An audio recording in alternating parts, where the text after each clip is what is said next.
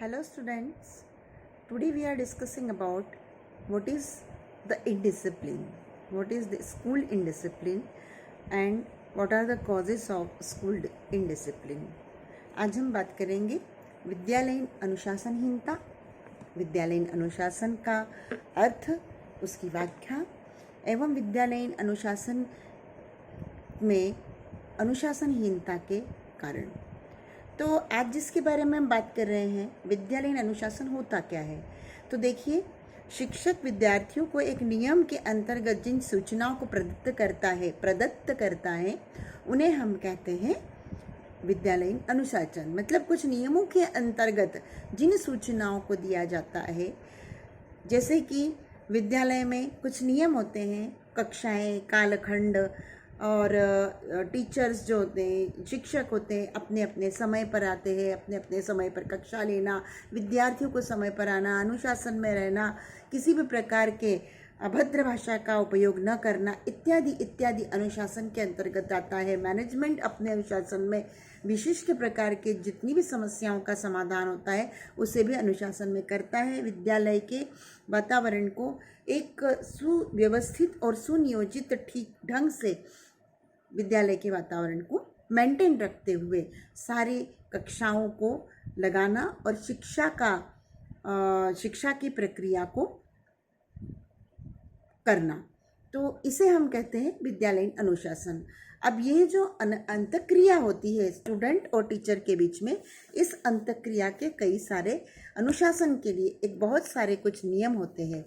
Interaction के एक नियम यह होते हैं कि शिक्षक की एक अपनी गरिमा होती है, शिक्षक अपनी गरिमा के साथ विद्यार्थी के साथ अंतःक्रिया यानी इंटरेक्शन करता है।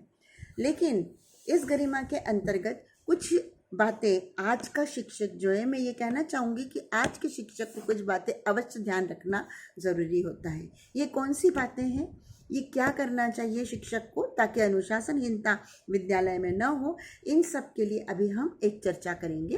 तो जिसके अंतर्गत देखिए, विद्यालय में एक बहुत बड़ा और वास्ट सिस्टम होता है विद्यालय। तो इसमें हो सकता है इतने बड़े सिस्टम में, एक छोटे से घर में अगर 4 लोग रहते हैं तो उनमें भी मतभेद होना स्वाभाविक होता है। तो विद्यालय तो एक बहुत बड़ा सिस्टम है और इस बहुत बड़े सिस्टम को एक बहुत सुचारू और सुनियोजित ढंग से सुचारू रूप से चलाना इट्स वेरी डिफ़िकल्ट टास्क। इसीलिए एक मैनेजमेंट का गठन किया जाता है जो कि विद्यालय में विद्यार्थियों एवं शिक्षकों एवं अन्य कर्मचारियों के समस्याओं का समाधान समय समय पर करता है।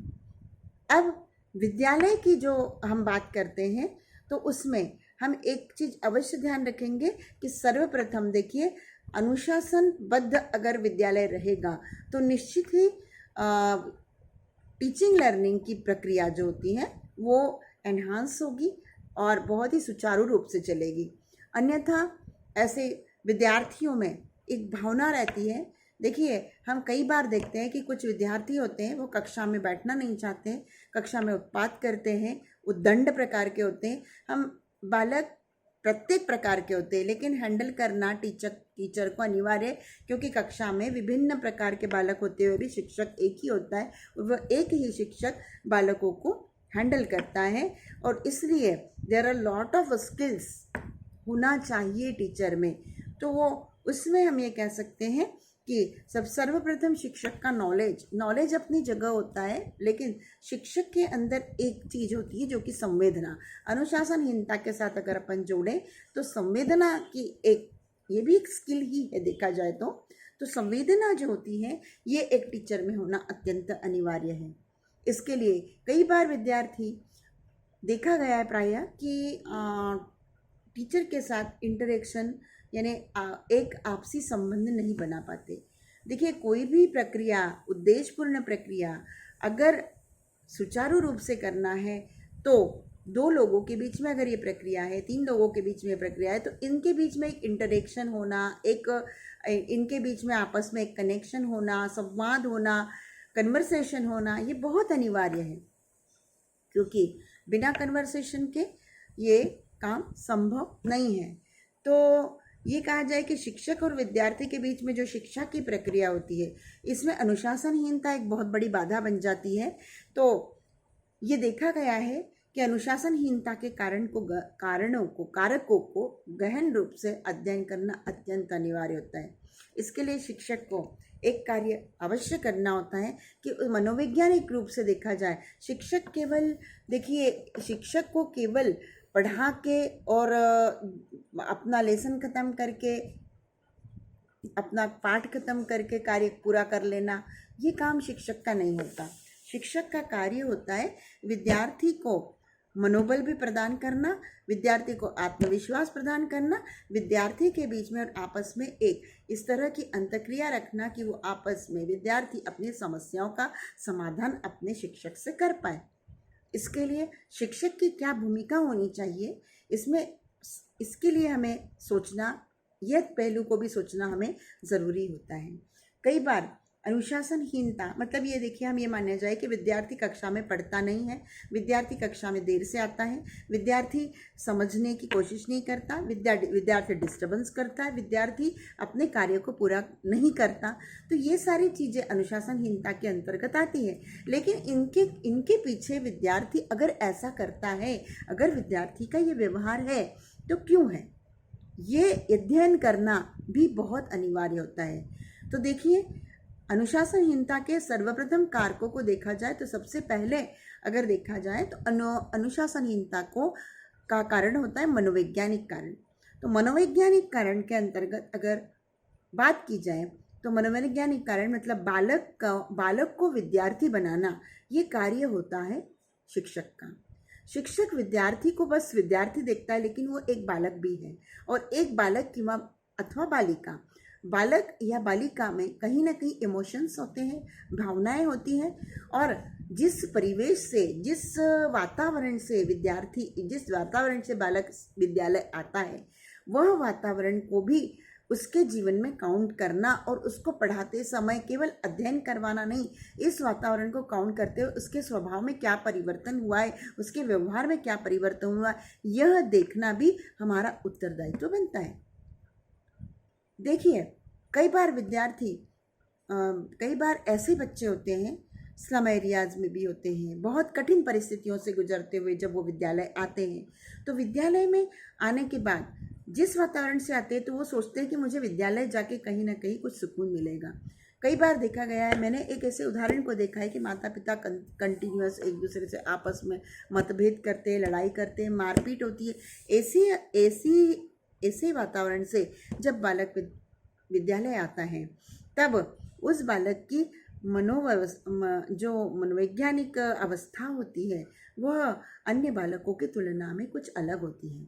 तो उस समय कभी कभी ऐसा व्यवहार शिक्षक का, एक सौहार्दपूर्ण व्यवहार, कठोरता से कुछ हटके ऐसा व्यवहार विद्यार्थी के साथ किया जाए ताकि विद्यार्थी अपनी समस्या को खुलकर शिक्षक के साथ बोले। तो शिक्षक हो सकता है कि कभी एक काउंसलिंग से माता पिता को भी ये बता सकता है कि बालक जो है आपका परेशान रहता है, कहीं ना कहीं कुछ सॉल्यूशन हम तीनों आपस में मिलकर निकाल लें। तो ऐसी अवस्था में बालक को शिक्षा देना और अनुशासनहीनता उसका करना कम हो सकता है। तो इस चीज़ के ऊपर अगर दूसरी कंडीशन ये होती है कि प्रायः अभी यह देखा जाता है कि जो शिक्षा आज की है वह शिक्षा के अंदर उद्देश्यपूर्ण शिक्षा या शैक्षिक उद्देश्यों का धीरे धीरे समावेश खत्म होता जा रहा है। शैक्षिक उद्देश्य इसमें से खत्म होते जा रहे हैं। कई विद्यार्थी सिर्फ केवल डिग्री प्राप्त करने के लिए बचपन से ही सोचते हैं हमारा कार्य ये है, हमारे माता पिता जो है वो गांव से बिलोंग करते हैं, खेती बाड़ी करते हैं, क्यों ना हम खेती बाड़ी तो हमें करना है, क्या करना है हमें पढ़ लिख कर।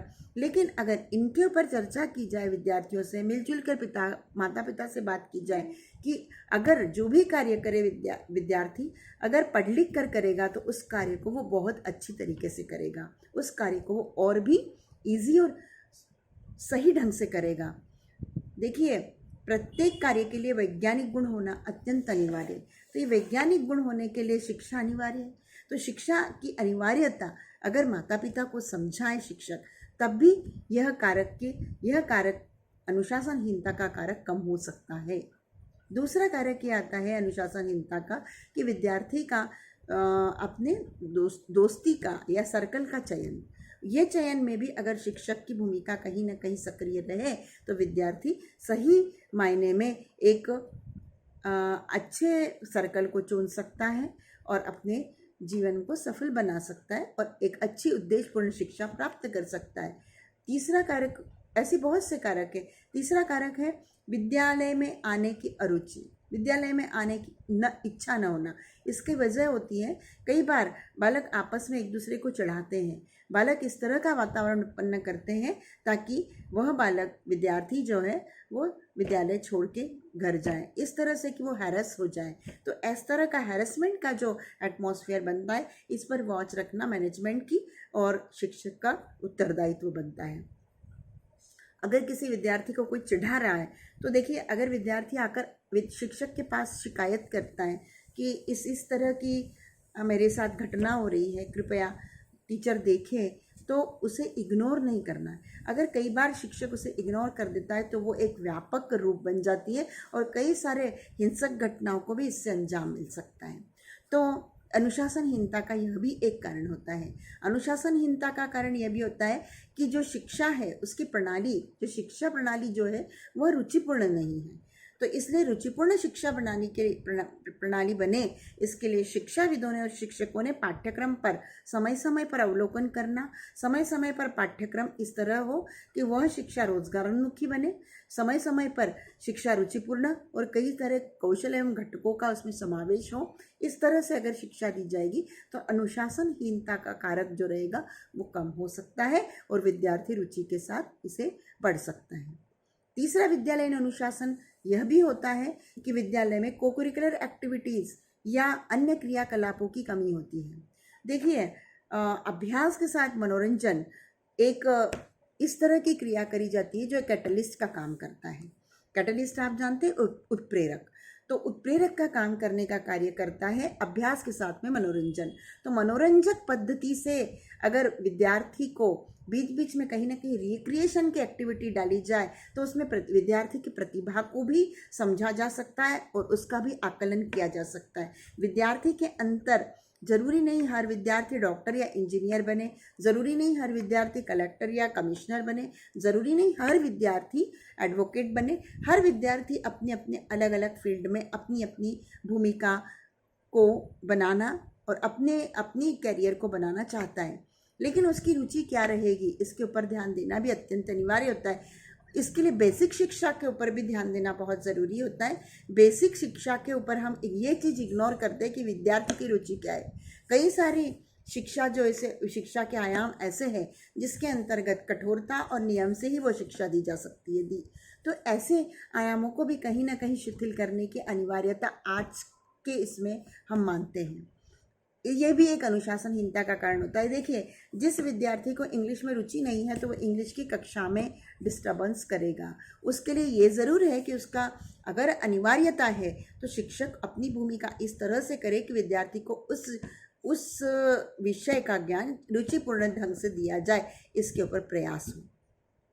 किसी विद्यार्थी ने अगर कक्षा में इधर उधर देख लिया तो कई बार शिक्षक बहुत कठोर हो जाते हैं और विद्यार्थी को कक्षा के बाहर खड़ा कर देते हैं, लेकिन ये हल नहीं होता। तो दंड भी ऐसा हो जिसमें विद्यार्थी को हानि ना हो, दंड भी ऐसा हो जिसमें विद्यार्थी का कोई लॉस ना हो। तो इस प्रकार का अगर दंड दिया जाए कि वो डबल पढ़े, पैराग्राफ खड़ा रह के, अगर इंग्लिश की कक्षा में वह ध्यान नहीं दे रहा है तो उसको पैराग्राफ पढ़वाने का दंड दे दीजिए। अगर किसी कक्षा में वो डिस्टर्बेंस कर रहा है तो ठीक है, छुट्टी हो जाए, उसके बाद आपकी 1 घंटे बाद छुट्टी होगी, आपको एक्स्ट्रा कार्य दिया जा रहा है। इसके लिए थोड़ा सा प्रयास ये रहेगा कि मैनेजमेंट या शिक्षक का अवलोकन, उसके ऊपर कुछ ज़्यादा समय लगेगा, लेकिन धीरे धीरे ये अनुशासनहीनता कम होने की पूरी संभावना होगी। तो आज हमने जिस स्पेसिफिक विषय वस्तु पर पढ़ा है वह है अनुशासनहीनता के कारक। तो अनुशासनहीनता के कारक जिसके अंतर्गत आप अभी मेरे स्पेसिफिक उद्देश्य रहे हैं या स्पेसिफिक उद्देश्य अनुशासनहीनता के रहे कि आप लोग अनुशासनहीनता के कारकों को अच्छी तरीके से एक्सप्लेन कर सकोगे और इसके ऊपर अवलोकन कर सकोगे, ध्यान दे सकोगे। जो विद्यार्थी, अगर आप प्रैक्टिकल करोगे तो विद्यार्थियों में इन कारकों का अभाव हो इन कारकों की कमी हो, इसके ऊपर कार्य कर सकोगे। तो चलिए अब हम नेक्स्ट लेक्चर जो पढ़ेंगे वो अनुशासन की समस्या का समाधान। धन्यवाद।